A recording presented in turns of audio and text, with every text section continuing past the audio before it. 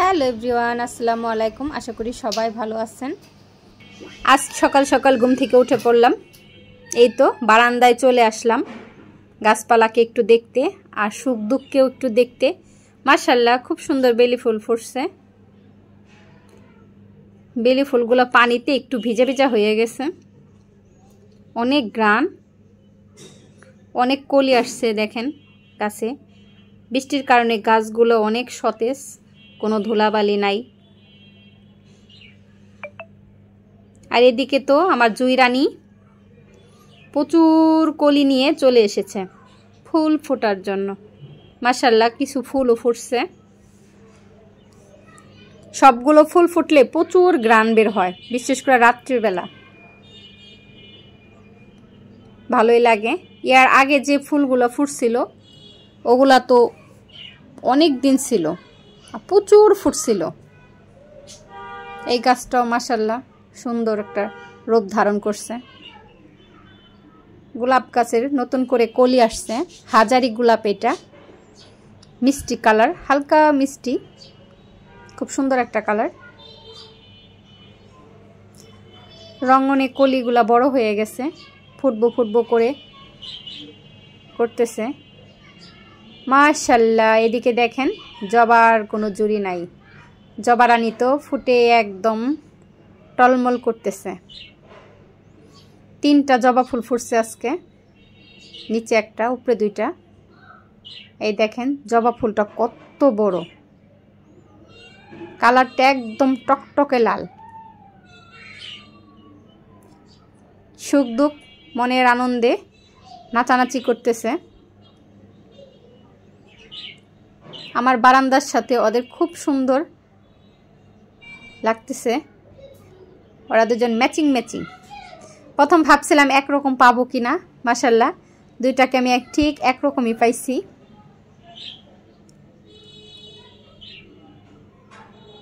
Same to same ওরা, আবার ছেলে মেয়েও। দেখেন এই ভাঙ্গা গ্লাসটার মধ্যে আমি সুন্দর করে সব ডেকোরেশন করে নিছি। বারান্দা থেকে কিছু গাছ কাইটে আনছি।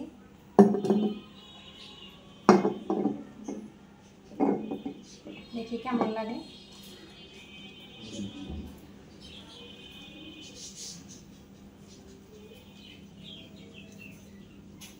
ভালো লাগে?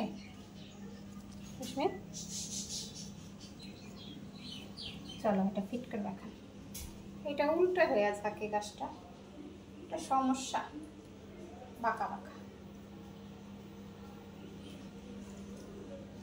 কোনো দিকেই যায় না। এটা এই তো গাছটাকে আমি সাজানোর জন্য নিয়ে আসলাম আমার ছেলের রুমের এই কর্নারটার উপরে। আমি দেব সেলফটার উপরে। কেমন লাগতেছে অবশ্যই জানাবেন। পড়েছিল এই পাত্রটা, মানে এই ফুলদানিটা, কি দিব ভাবলাম কিছু গাছ বারান্দা থেকে কেটে এনে এটার মধ্যে একটু সাজাই।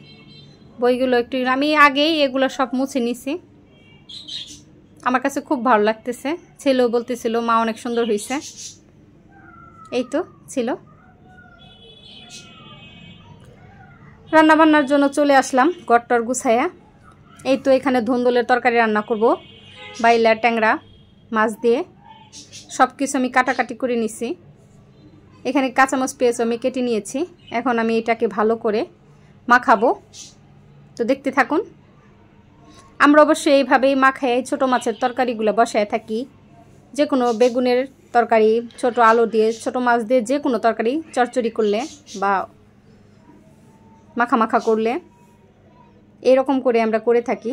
সবগুলো মশলা আমি অ্যাড করে দিলাম, তেলও দিয়ে দিলাম।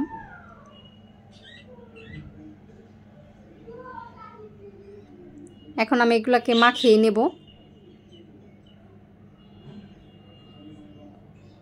এই তো আমার মাখানোটা প্রায় শেষ। এখন মাছ দিয়ে দেব।